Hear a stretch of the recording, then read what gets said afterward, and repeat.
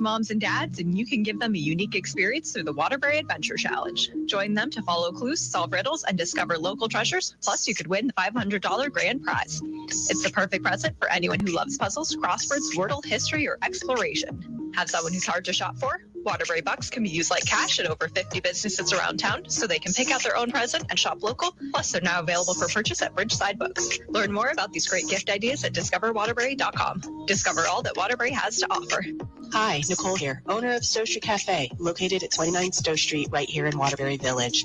We're proud to be Waterbury's community-minded cafe, featuring local coffee, food, and art, including delicious breakfast, lunch, and weekend brunch, with a wonderfully unique collection of art and gifts made in Vermont and beyond. Come in to order, eat, and shop. Order ahead online at stowestreetcafe.com. Our dining room's open, as well as our beautiful deck and patio. Come discover why Stowe Street Cafe is so much more than just a coffee shop. WDEV also serves the Northeast Kingdom at 101.9 W270BR Island Pond. The Brady Farkas Show is produced and funded by WDEV and the Radio Vermont Group. We welcome listener feedback. Email your comments to WDEV@radiovermont.com. The teams you care about. The Patriots are now closer to the bottom of the AFC than the top. That's a fact. The stories that matter to you. Trevor Story, man, he makes the Red Sox much, much better in 2022. This is your home for New England sports. I'm just wondering what happens next for UVM, because I think there could be a lot of turnover on that roster. This is the Brady Farkas Show on WDEV AM, FM, and WDEVradio.com. What's up, everybody? Welcome in. Brady Farkas Show here on a Wednesday on WDEV AM and FM and WDEVradio.com. 50-minute show today. We go up until 6:20. Then it's Red Sox and Braves for Game 2 of this mini two-game series. Sox won yesterday 9-4. They're now 11-19 on the year, but good to see the bats get going in that second inning yesterday. Good to see them going against the ninth inning yesterday. I had no idea Tyler Thornburg was still in baseball. Tyler Thornburg pitched the ninth inning for the Braves yesterday. I had no idea he was still around. Remember that trade? When the Red Sox traded Travis Shaw to the Brewers for Tyler Thornburg, Thornburg was supposed to be great. He ends up getting hurt, thoracic outlet syndrome. Just never amounted to anything with the Red Sox. I did not know he was still pitching for the Braves. Sox insider Tom Caron of NESN will be by with us here in about 15 minutes to talk about the Sox and also the Bruins, who were just shellacked yesterday. We'll talk about the Celtics as well.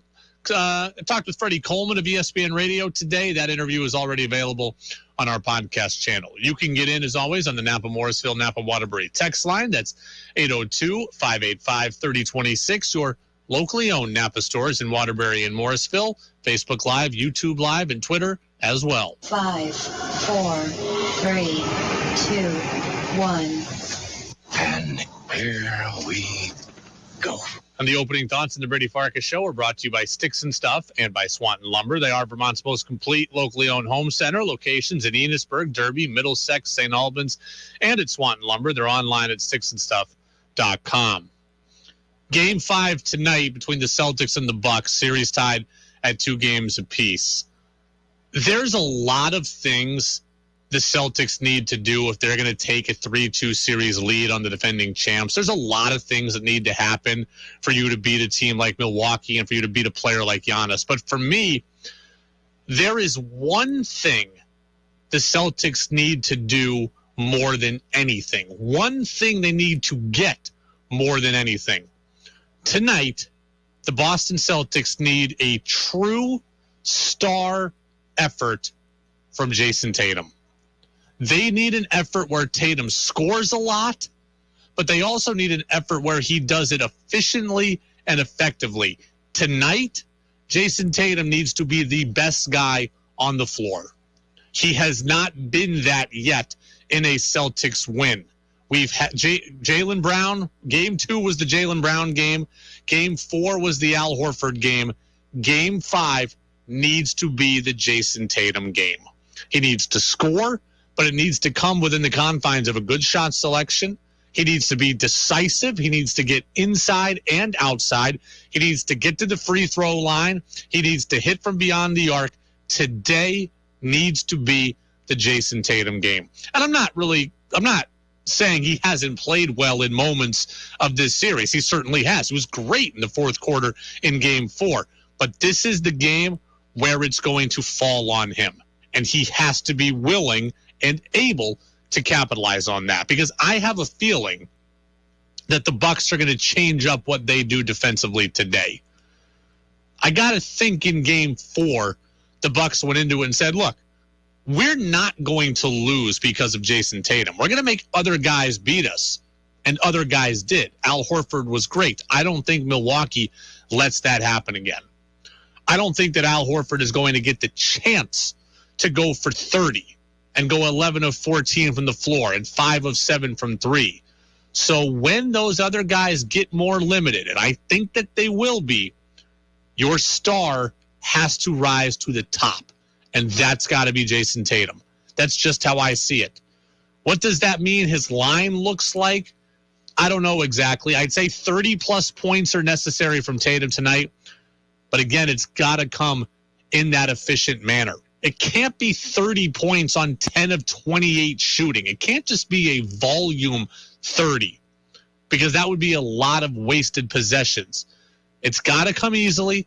It's got to come naturally. Other guys can and should still be involved, but Tatum's the guy at the end of the day that has to be there to steer the ship. And I talked about it with Freddie Coleman of ESPN Radio earlier, and he agreed. What we saw from Jimmy Butler, Brady, last night in Game 5 for the Miami Heat, where early on he said, not having it tonight. We're not letting you believe for 1 second, Philadelphia, you have a chance to win this game or this series. He was everywhere at both ends of the floor. That's the Jason Tatum I want to be able to see playing at home in a Game 5, having that work.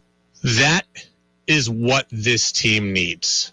Okay, they need Jason Tatum to be a star. Every talking head in this business wants to rank every player. Is Tatum in the top 3 of the league, the top 5 of the league? Is he in the top 20 of the league?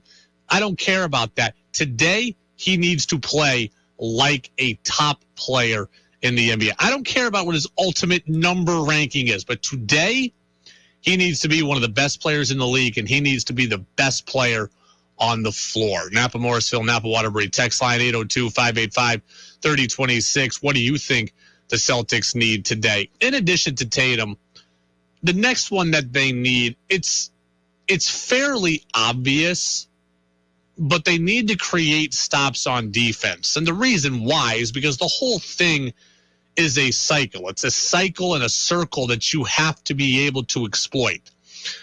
If you can get stops defensively, then you can get out in transition against a defense that isn't set. And when you can shoot against a defense that isn't set, shots come in rhythm, shots come in flow, that will get easy buckets to be created for everybody, Tatum included.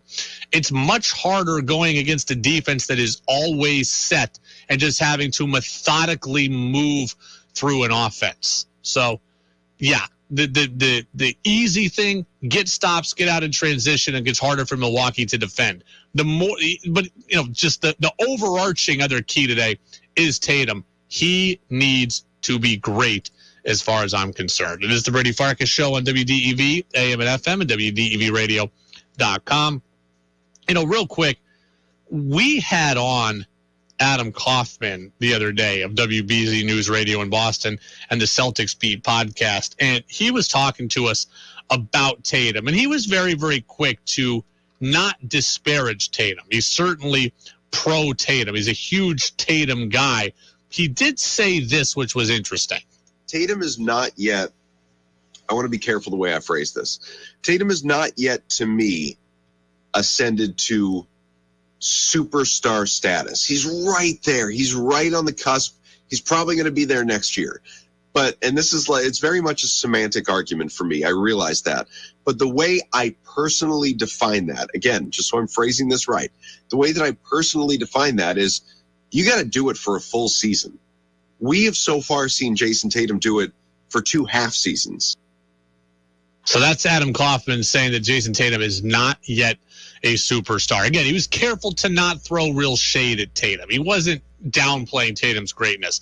I guess I have 2 questions. 1, how do you define a superstar? And then 2, do you think that Tatum is one? The second question is obviously easier than the first because it's a yes or no question. For me, Jason Tatum is a superstar. Despite Adam's very valid point, I think Tatum is a superstar.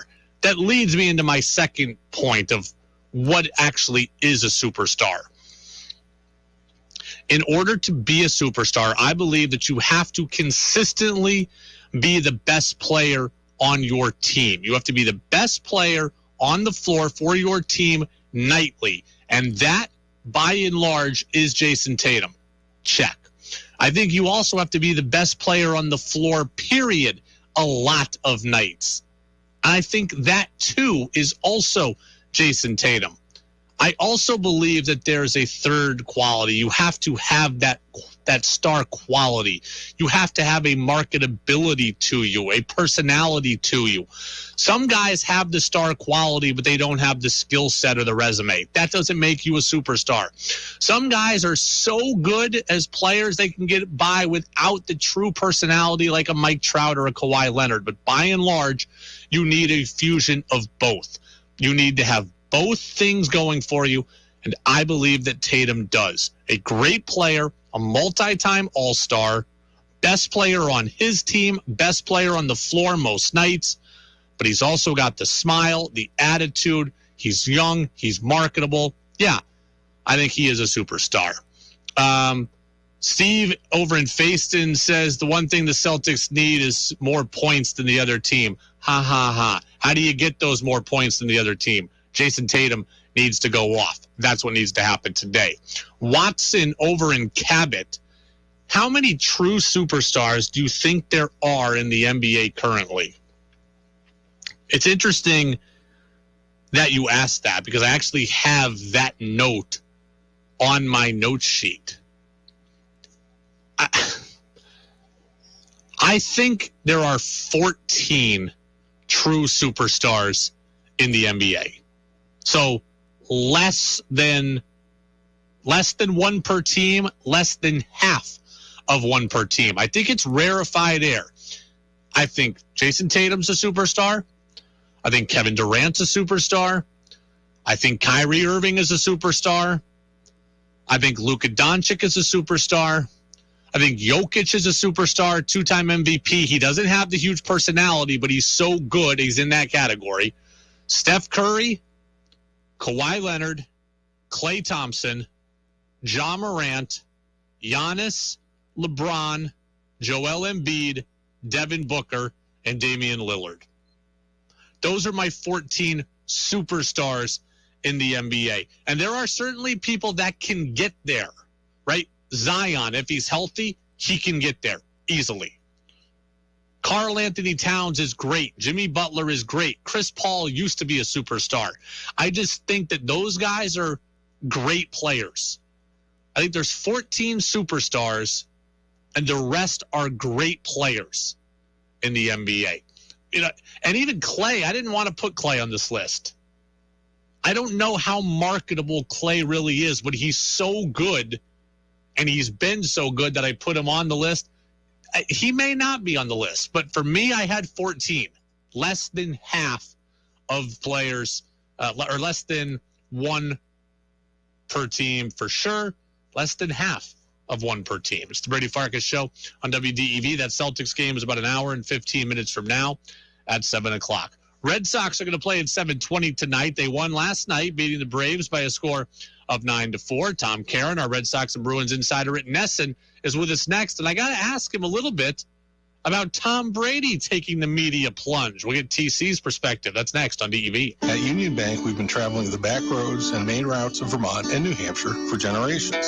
So when it comes to mortgages, we know the local landscape and the best way to get you home. Union Bank, stay local, go far. Equal housing lender, member FDIC. Hi, folks. Dan and Pat Keene here, owners of Lamoille Valley Chevy, with exciting news. The pre-owned super sale is now on at Lamoille Valley Chevy. Tell them, Pat. First, I want you to know that we are coming off the best start to a year in the history of Lamoille Valley Chevy. And due to this, our lot is now loaded with pre-owned cars, trucks, and SUVs, and we've got to sell them down. Right now at Lamoille Valley Chevy, we have several pre-owned cars, trucks, and SUVs, including many Toyotas, Hondas, Jeeps, and Subarus, that have been through our shop and are ready for immediate delivery. And at Lamoille Valley Chevy, we also have a great selection of Chevy certified pre-owned cars, trucks, and SUVs in stock that come with a better-than-new 100,000-mile warranty. Plus, listen to this offer for you. During May at Lamoille Valley Chevy, everyone who purchases any pre-owned vehicle in stock will get a $500 gas card on up. That's a great deal. So come get yourself a great deal and a $500 gas card during the pre-owned super sale happening now at Lamoille Valley Chevy, just past Stowe and Morrisville in the beautiful town of Hyde Park, and spread the word. At Lamoille Valley Chevy, we know price matters. Hey, is this Land Secure? Franco's cybersecurity firm secured a contract, and that's all we're allowed to say. We have a green light on hiring. He needs web security professionals with a military background. 3 teams of 4, 24-hour rotations, but Protocol Zulu is on a need-to-know basis. Indeed can help him hire great people fast. I need Indeed. Indeed you do. You can schedule and conduct virtual interviews right from the Indeed dashboard, so you can stay organized and connected all the way to the hire. Visit Indeed.com/credit and get $75 towards your first sponsored job. Terms and conditions apply. Yeah, I'm so stressed. Our business is growing. We've got people all over now. Uma. What is that? Meditation? I'm recommending Uma and their all-in-one phone, video, and collaboration solution. Uma? Yep. Switching to Uma is a cinch. Just $24.95 per month per user, plus taxes and fees. Uma. Now you're feeling it. Visit Uma.com. That's OOMA.com to learn more. Uma. Smart communications for the smarter business. Those families in the central Vermont area are needed to house the players of your Vermont Mountaineers. If you have space in your home, please consider becoming a host. All players are fully vaccinated and boosted. Players will have their own transportation, and dinner is provided on game nights. What's in it for you? How about free season tickets and free baseball camps for kids or grandkids? If interested, email host families at thevermontmountaineers.com. Go, go, go, Mountaineers. Go. WDEV at 90 is brought to you in part by New England Municipal Resource Center, NEMRIC, a company that recognizes the value of Vermont and all things local, municipalities, businesses, and WDEV. John Batchelor inviting you to join me weeknights at 9 for Eye on the World. This nightly news program is essential listening for those who seek to understand current events, global politics, economics, science, and literature. I'll speak with experts to offer context and insight. Eye on the World, weeknights at 9 on Vermont's news station, WDEV AM and FM, and streaming at WDEVradio.com. The Brady Farkas Show now has an interactive text line, so reach out now at 802-585-3026. Looking for the latest information on the Red Sox? Not only is David Ortiz a Hall of Famer, but he is one of the best of the best. How about the Bruins? Are they a Stanley Cup champion? Probably not as presently constructed, but they're a playoff team. And you've come to the right place. We talk now with NESN insider Tom Caron. Baseball isn't boring because there's still nothing like the communal gathering of fans at a baseball game. On the Brady Farkas Show on WDEV AM, FM, and WDEVradio.com. Welcome back in, Brady Farkas Show, right here on WDEV, AM and FM, and WDEVradio.com. Red Sox baseball coming up. Pre-game show begins at 6:20 here on DEV. Sox coming off of a 9-4 win over the Braves. And joining us now is the Red Sox pre- and post-game show guy over at NESN, our guy, Tom Caron. TC, good morning. How are you? Good morning, Brady. How you doing?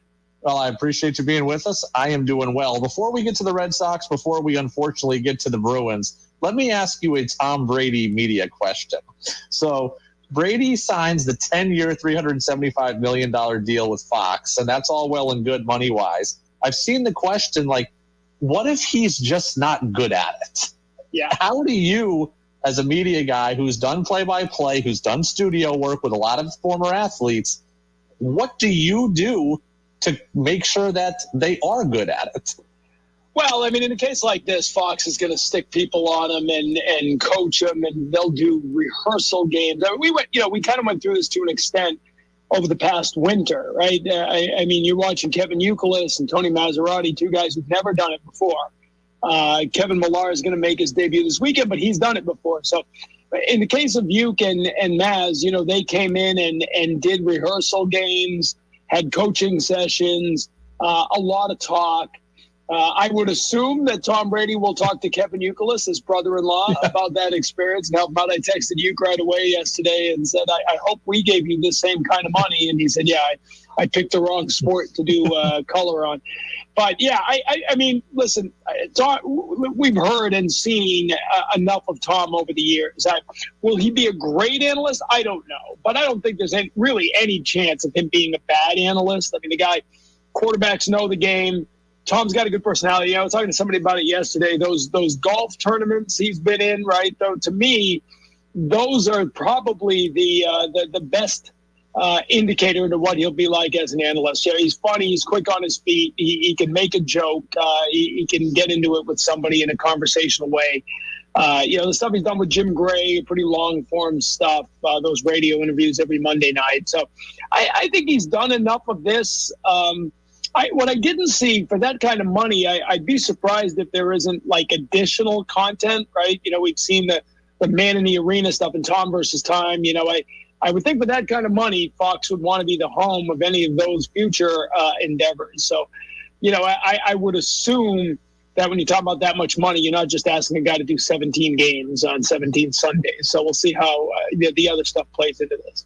Tom Caron, Red Sox and Bruins insider at NESN, with us here on the Brady Farkas Show on WDEV AM and FM and WDEVradio.com. Red Sox win last night, 9-4. They get 6 in the second. They get 3 in the ninth, capitalize on some walks late to add some insurance runs. As great as that was, my one critical question is this.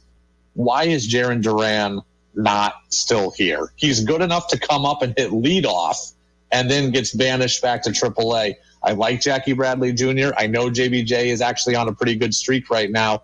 But if he's going to be a 220 hitter, why can't I just have Duran hit 220 and at least get the answer on him for the long term? Well, I mean, I think in the case of Jackie Bradley Jr. specifically, it's just a case of not wanting to lose him not ready to release him, right? I mean, the guy just had a run. I'm sure if there was a trade for somebody, they would move that and make Duran. I don't think this is about Duran. I think it's about the roster. They need 14 pitchers right now still, which is incredible on a 26-man. So you got 3 guys on the bench, right? You got the backup catcher, Christian Arroyo, and who am I missing? Dahlbeck or Cordero. Or Dahlbeck, right. The first baseman. You got one of your first basemen, one of your catchers, and Arroyo. That's going to change at the end of the month. We believe, though there's still a chance they extend it, but we believe at this point that baseball will go back to the original rules of 13 pitcher maximum out of the 26-man roster. So you'll have to add someone. My guess is they'd really like to just get to that point and add Duran rather than have to lose a player off the roster completely. You saw the triple. And again, it was a single that got away from the outfielder, and Duran's speed allowed him to get to third. And it gave you a little jolt of energy in that leadoff spot.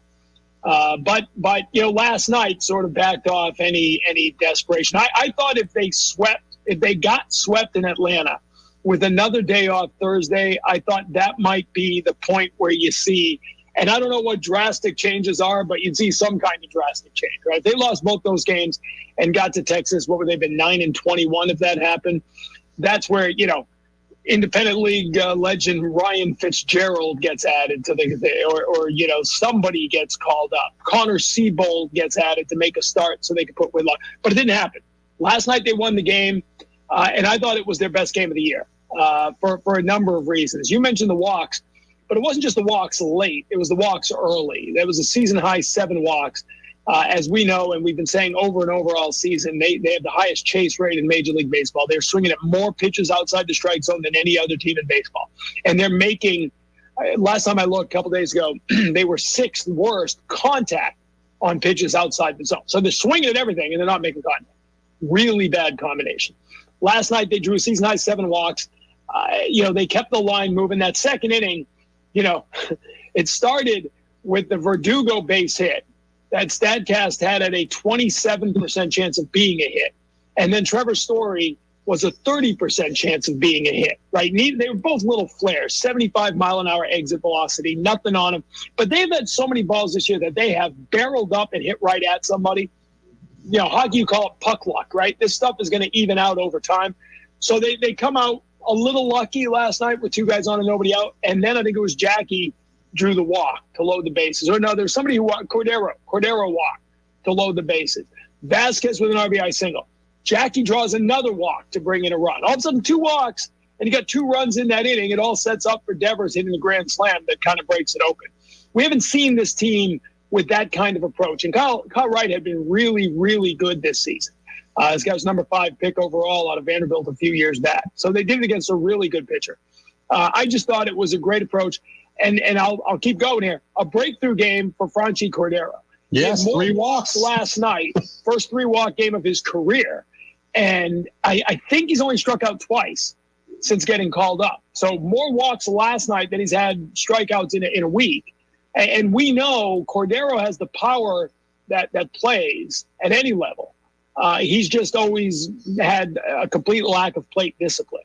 Somehow he's found that this year. If he can keep that, this guy's a Major League Baseball player. And he can play the outfield. And he hasn't been bad at first base. He really hasn't been bad at all at first base.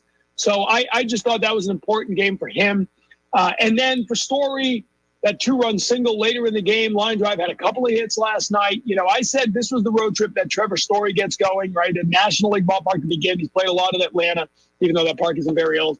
But I get away from the booze, get away from home, get away from the pressure. He's from Texas. Go back to Texas, relax a little, and then come back ready to go. So, listen, one game at a time. Let's not get ahead of ourselves. But it wasn't just a win last night. It was the kind of win you can build on because it was the approach at the plate for an offense that has struggled for a month. An approach that paid off, led to later runs. That game was a 2-run game in the 8th inning, right? Yeah. All of a sudden, Schreiber pitched really well. There's a lot of good things to take away from that game. Garrett Whitlock had his worst outing of the year, and it was the first time they won a game that he started.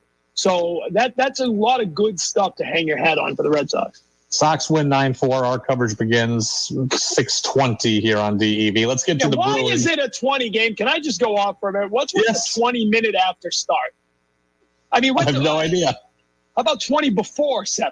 20 after 7. We got and it was a 3-hour and 40-minute game last night or whatever it was. I mean, it's just, come on, 7:20. I hate, there's just no reason on earth for a 7:20 start, but I digress. Well, our coverage begins at 6:20 with the pregame. Well, our coverage begins at 6, so we have an hour and 20 minutes to fill. I don't need that. Thank you. Hey, TC, let's get to the Bruins. As ugly as it was last night, as ugly as it's been in Carolina, we are on serve in this series as we go back to Boston for Game 6. Do you have confidence we can stay on serve and get back to Carolina for Game 7? I do, because the one thing I've noticed really in this series is that the home ice means everything. The last change. It's not just, home ice. It's the entire game plan for Carolina kind of goes out the window when they don't get the last change. They've been able to put Stahl on Bergeron and be able to keep that matchup when they're home, keep Aho away from Bergeron. That doesn't seem to be a good matchup for the for the Hurricanes, and Cassidy at the Garden did a really good job over the weekend of maximizing those matchups, getting the perfection line back together and throwing them out there because there's nobody who can stop them. But down there, that Stahl line can do a pretty good job. And you saw by the end of the game last night, they were breaking up that line again, putting DeBrusk back on the top line, trying to, separate the talent to get something going. Problem is that means ultimately it goes back to Game 7 where they have that matchup. But I do think, especially with McAvoy, I mean, he was okay last night, but it's always tough to do the Doug Mirabelli thing and get out there on the ice in time for the game and be ready to go and be at your best. He'll be perfectly normal and back to his best on Thursday. So, yeah, I think they can win Thursday. And then I do think the one difference for Game 7 on Saturday would be the pressure that builds on Carolina, right? If they, this would all be about a collapse of the Hurricanes. If they lose this series, as impressive as it would be a win for the Bruins, it is a far bigger choke by the Hurricanes. I mean, this is a team that was, at or near the top of the conference really the whole season, and blew you out in the first 2 games and had a 1-0 lead in each of the next 2 games. I mean, this would be an epic collapse by a team. And make no mistake, if this gets to Game 7, that'll be the story going into Game 7. Will they be known as a team that just spit the bit and choked? And they're going to have to deal with that pressure, and they haven't dealt with that all year. TC, appreciate you. We'll talk next week. Thanks, Brady. Yeah, TC's got to get to his pregame show, which begins in 90 seconds. So appreciate TC being with us. And yeah, Bruins were really ugly last night. Down 3-0 after 2, end up losing 5-1. TC was right to call me out about the Red Sox not just walking late. They really did have a better eye throughout the game. I mean, going into yesterday, they had swung at 36% of pitches outside the zone. Yesterday, 24% outside the zone. They had 7 walks yesterday. So certainly, a much better walk rate than they've exhibited, a much better eye than they've exhibited. So good stuff there from TC. As always, the full interview with TC is available on the Brady Farkas Show podcast channel here shortly, and our Freddie Coleman interview is also available online in the exact same spot. We will step aside, get the national news update from CBS News, and then Tom Brady, going to the broadcast booth. I'm shocked about this for several reasons. I'll tell you all of them. That's next, right here on the Brady Farkas Show on WDEV, AM, and FM. This is WDEV, Vermont's news station, owned and operated by the Radio Vermont Group. From the top of Sugarbush, 96.1 FM, WDEV Warren and Waitsfield, 96.5 W243 Barrie, 98.3 W252 CU Montpelier, along with our founding station, AM 550 WDEV Waterbury Montpelier, streaming at WDEVradio.com. 90 years of serving Vermont, the friendly pioneer, WDEV. This is CBS News on the Hour, your home for original reporting. I'm Monica Ricks in New York. The Senate fails to codify Roe v. Wade today, so now Democrats are looking to November to protect abortion rights. Majority Leader Chuck Schumer. Elect more pro-choice Democrats if you want to see the right to choose a woman's freedom available from one end of the country to the other. But CBS's Natalie Brand tells us some Democrats were not on the same page. It is not Roe v. Wade codification. It's an expansion. West Virginia Democrat Joe Manchin opposes his party's bill. Instead, he signaled support for a more narrow measure like the one from GOP moderates Susan Collins and Lisa Murkowski. I'm supporting the codification of Roe. Democratic leaders forged ahead with their bill, they say, to get all 100 U.S. senators' votes on the record. The Supreme Court could rule to overturn the law this summer. The Labor Department says inflation slowed down in April for the first time in 7 months, but a lot of consumers are still struggling. It's really hitting everything from grocery store to just everyday living. President Biden says the war on Ukraine threatens the nation's food supply. With ports blocked and nearby cities destroyed, more than 20 tons of Ukrainian grain are now stuck. If those tons don't get to market, an awful lot of people in Africa are going to starve to death. President Biden says the war is also having an impact on American food prices. That's CBS's Stephen Portnoy. Defense Secretary Lloyd Austin says he welcomes a House vote on more aid for Ukraine and says he hopes the Senate does the same. I deeply appreciate the House's vote yesterday to approve that request with bipartisan support. And I hope that the Senate quickly follows. The latest package is worth $40 billion. A New York judge says he'll lift his contempt order against former President Trump if Trump agrees to pay $110,000 in fines that he's racked up for ignoring a subpoena. The state's attorney general wants his phone and financial records for an investigation into his business dealings. Victims of the Surfside condo collapse in Florida have reached a near $1 billion settlement. Here's CBS's Peter King. The plaintiff's attorney says it could top the $1 billion mark by the end of the week if one more party signs on to the agreement. The collapse killed 98 people and left dozens more homeless. A single judge has been handling the litigation and says he was hoping to have all of this settled by June 24th, the first anniversary of the collapse. He says he wants all of the money to be distributed to victims and their families by this fall. The condo site itself goes up for auction later this month. In case you missed it, the Dow closed down 326 points. This is CBS News. There's always something new under the sun. CBS Mornings, weekdays on CBS. Vermont Tire and Service is hosting their annual Cooper Custer Appreciation Day this Saturday. Enjoy refreshments, sign up to win prizes, and best of all, enjoy amazing savings on the old and special rebates on the new. Under the tent, you'll find blowout pricing on all Cooper tires, some much less than cost with mounting now or later. It's the Cooper Customer Appreciation Day this Saturday at Vermont Tire and Service, celebrating 40 years in business, River Street in Montpelier. Just because you're away from your radio or out of our broadcast range doesn't mean you have to miss out. Listen live on the WDEV stream, brought to you by AARP Vermont. WDEV's morning, midday, and afternoon news services, Vermont Viewpoint, and the Brady Farkas Show can all be found on the WDEV stream at WDEVradio.com.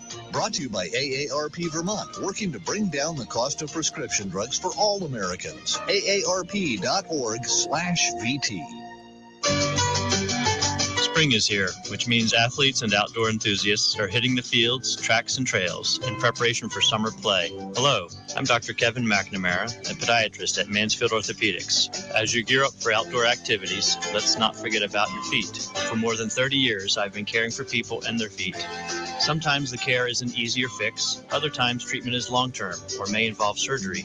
In addition to sports medicine, I care for many common foot ailments, from corns, bunions, and plantar fasciitis, to more serious issues including diabetic foot complications, wounds, and infections. Some of the more common sports injuries I care for include sprains, foot and toe fractures, heel pain, Achilles, and other tendon injuries. For more information on Copley Hospital's foot care program, or to schedule an appointment with me, Dr. McNamara, or my colleagues, call 802-888-8405 or visit mansfieldorthopedics.com. Think you know sports better than Brady does? Text in with your thoughts at 802-585-3026. Now it's back to the Brady Farkas Show on WDEV AM, FM, and WDEVradio.com. Welcome back in, Brady Farkas Show here on WDEV AM and FM and WDEVradio.com. We're about 15 minutes away from Red Sox baseball, our pregame show there. Nathan Eovaldi on the mound against Ian Anderson. We'll have the lineups for you just before we send it over to Red Sox baseball down at Truist Park in Atlanta. So we'll see if the Sox can get their second consecutive win tonight and get their 12th win of the season. So thanks to Tom Caron for stopping by. That interview available again on Apple Podcasts and on Spotify. The show brought to you in part by Pro Driver Training. That's Pro Driver Training online at ProDriverCDL.com, where they are Vermont's premier truck driver training school. So Tom Brady, the big news from yesterday is that Tom Brady is getting into broadcasting once his football playing career is over. It's an open-ended start date, but when Tom Brady retires, he is going to Fox Sports. He's going to get a 10-year, $375 million deal to do games at Fox. Now, the spot that was previously occupied by Troy Aikman, that's going to be Tom Brady moving forward. I am floored by this on all levels. I mean, really, no matter how you slice this, I am shocked. I never thought that Tom Brady would want to get into broadcasting, especially right after he's done playing. I am shocked at the sheer amount of money being given to Brady. Like, he's going to make more than Troy Aikman and Joe Buck combined the minute he gets into the booth. To give a broadcaster that much money seems insane to me. I was talking to Freddie Coleman earlier in that interview that's on our podcast channel. Tom Brady's going to be the third highest paid person in broadcasting ever, behind Oprah Winfrey and Judge Judy. Like, it is insane just how much money Tom Brady is going to get. And to give a rookie broadcaster that much money is insane. Like, it would be insane no matter what. But, I mean, at least Joe Buck or John Smoltz or Chris Berman or whoever, like, at least they're established in the profession. Brady has never done this. In fact, Brady has gone out of his way to not say interesting things for the last 20 years. Like, how do we even know that Brady is good at this job? And so I am just blown away at the sheer value of the contract, 10 for $375, and that a rookie broadcaster is getting that much money.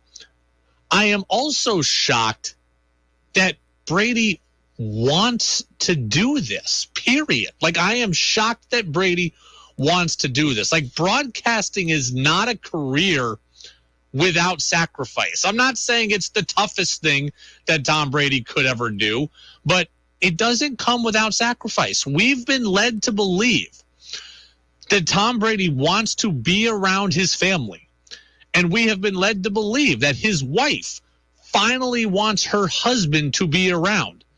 This gig will significantly cut into that. This isn't fly into some city on Sunday morning, call a game, and immediately go back to wherever the Brady and Giselle compound is at that time. This is probably, this is a significant time commitment in terms of Brady studying film still, less than when he's playing, but I don't know, Tom being available for 6 o'clock dinner every night is in question because of this, but also, pre-show or pre-game meetings and pre-broadcast meetings and meeting with your partner. I got to think in a non-COVID world, this is Tom Brady flies to town on Friday and does some meetings and then is there Saturday, Sunday and goes home Sunday night. Like, you're looking at not having your husband and father of your kids there for 2 to 3 nights every week, I would think, because of this broadcasting gig. So I really am shocked that Tom Brady wanted to do this. It is going to take away from the family dynamic that we have been led to believe by both Brady and by Giselle that is so important. I mean, Giselle wrote Brady a letter. Like, I remember he was on Howard Stern a couple of years ago. He said Giselle wrote him a letter about her wanting more of his time. This is going to cut into the time that she gets, that their kids get. So I'm shocked that Brady's going this way. $375 million will buy your wife a lot of happiness and will buy you a lot of happiness, I'm sure. But I just didn't see Brady going this way. I thought when he was done, it was going to be about the family entirely.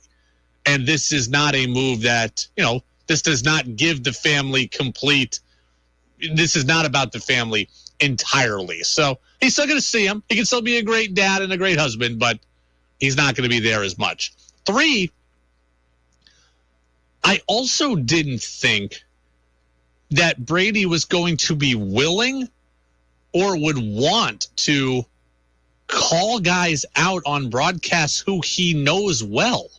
He's going to have to be critical. Doesn't mean he's going to be mean, but if Tom Brady wants to be good at this job, like Troy Aikman is, like Tony Romo is, he's going to have to be critical. And I've spoken to enough players turned broadcasters that they say it is hard when you just get out to go at guys. I was talking to Lou Merlone recently for a kind of a side gig that I do, and we talked about his broadcasting career. And I asked him that. I'm like, how hard is it to criticize guys? He says, it's not that hard now. It was hard early. I was talking to somebody else who said something similar, that it is tough. Tom Brady has gone out of his way to be aw shucks and to be nice, and he's gone out of his way to be non-confrontational and only admitting good vibes. I'm surprised that he's willing to throw himself right away into a profession that causes him to be critical of his peers. He's tried really hard not to do that. I'm surprised that he's running into that business when he gets out of playing. Number 4, another reason why this surprises me. This means that Tom Brady is going to have to make himself more available to the media. You're going to see and hear him more places than you ever have before. Like, Tom Brady works for Fox. He's going to appear on The Herd with Colin Cowherd. He may appear on the Dan Patrick Show. He's going to get asked questions that he has gone out of his way to avoid answering for his whole life. He's not going to be able to just run from them. He's going to get asked about his relationship with Belichick. Well, hey, there's a little friction there in that locker room. You were in a locker room for a long time, Tom. How do you deal with Bill? He's gone out of his way to not answer that stuff forever, and now he's going to be asked it front and center all season long. It's going to happen. It's going to happen. And I'm shocked that Brady wants to put that on display. And then 5, lastly, it also means that Tom Brady is putting himself in a position to have to broadcast Patriots games. While most Patriots games are on CBS, there are Patriots games on Fox. And Tom Brady is now putting himself in a position to be in a pre-show meeting with Bill Belichick, to be in a pre-show meeting with Mac Jones. I didn't think that he would want any part of that. I'm surprised at this from all of its levels. I'm surprised from all fronts here. I did not think that Tom Brady would want to do this. And when you think about it more, Tom Brady is now going to be somebody's John Madden. Like, there are going to be people don't know football without John Madden in some way. Coach, broadcaster, video game guy. There are plenty of people who don't know football without John Madden being a part of it. That's going to be Tom Brady for somebody. He's played it for 20 years plus. He will broadcast it. That will be at least a 30-plus year run in football. That will span some people's entire fan-watching experience. It's nuts. Terry Bradshaw, Jimmy Johnson, Troy Aikman. There will be people where you can't imagine football. You've never seen football without Tom Brady involved. Scott Zolak, former Patriots quarterback and Pat's broadcaster here on DEV, he's got an idea for what's up for Brady. This is step one, and he's got a plan here. Meaning, okay, you got him, you have her, Giselle. We know her net worth. This puts him in another stratosphere at what age? 54, 55? That ownership will be in play of something. With his connections, as he's starting to spread out. And you brought it up, too, like the soccer part of this, the European League stuff. His relationship now with the Glazers. There's something else coming on top of this after this. Yeah, I think Zolak is right. Tom Brady is going to own something. I don't think it's going to be a football team, and certainly not while he's doing this job. I don't think that would even be legal. But he's going to be involved in something, and I think it will come quicker than just when this 10-year contract is up. There's no doubt in my mind. Overseas soccer teams is a great idea. Part of an NBA team, part of a baseball team, a horse. Any of it could be possible. It's not just going to be football. Tom Brady he'll be involved in other things outside of football. Just like A-Rod, right? Like A-Rod is now a part owner of the Minnesota Timberwolves. Zolak makes it sound like, when he's 55, he can get into ownership. Yeah, he can get into ownership of football teams at that point, but I don't think he's going to wait that long to get involved. Really, I don't. I think he will be owning soccer, horses, again, something prior to that 10-year contract agreement expiring. This is a massive move. It's massive for Brady. It's massive for his family. It's massive for sports broadcasting. This thing is massive all the way around. So I did not see it coming. And just think of all the new combinations of broadcasters that are going to be out there in the NFL. You're going to have Aikman and Buck on ESPN. You're going to have Al Michaels and Kirk Herbstreit on Amazon on Thursday Night Football. You get Tirico and Collinsworth, I believe, on NBC. Pat McAfee's reportedly maybe going to be involved in the Thursday Night Football stuff. So there's just going to be, and then you're going to have Nance and Romo on CBS. It's just a massive turnover in broadcasting. And then eventually when Brady gets to Fox, it'll be Kevin Burkhardt and Brady. So Red Sox baseball about 2 minutes from now. Sox and Braves, game 2. Let's get to the lineup.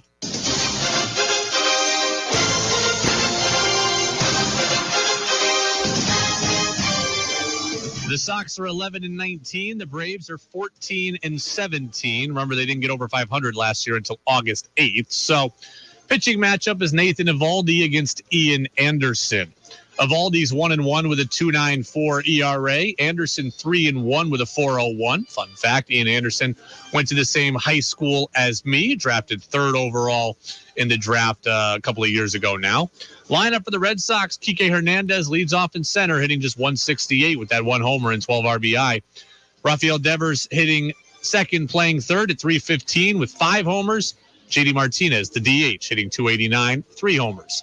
Bogarts is at shortstop, hitting 354. He's still got just 10 RBI. I got to expect that will hit the uptick here soon. Alex Verdugo's in left, hitting 213. He's got 14 RBIs. Trevor Story's hitting 204. Had a couple of hits yesterday. Had a couple of ribbies hitting. He's still waiting for that first Sox homer. Franchi Cordero's at first, hitting 222. Kevin Plawecki's the catcher. And Jackie Bradley Jr. is the right fielder. He bats ninth. He's got 8 RBIs on the year to go along with 1 steal. Just 3 stolen bases right now in that Red Sox lineup. So the Sox not getting on a lot, not doing a lot of running. For the Braves, no Ronald Acuna Jr. tonight. Dansby Swanson leads off at short. Matt Olson's at first. Travis d'Arnaud's the catcher. Austin Riley's at third. Marcelo Zuna's in left. He's got 4 home runs. Ozzie Albies drops down to 6th. He's at second. He's got 6 home runs. Adam Duvall really struggling out of the gate here in the first month. He's in center. Orlando Arcia is at the DH position at 296. And Travis Demerit back in the lineup again in right. That'll do it for us here on the Brady Farkas Show. Red Sox baseball's coming up next. We've got a full show, all 90 minutes tomorrow. You'll hear from Buster Olney. You'll also hear from UVM women's lacrosse coach Sarah Dalton-Graddick. She's going to be with us because her team is playing in the NCAA tournament against Denver University on Friday. Good luck to the Catamount men's lacrosse team in action right now. Last I checked, they were down 1-0 to Manhattan.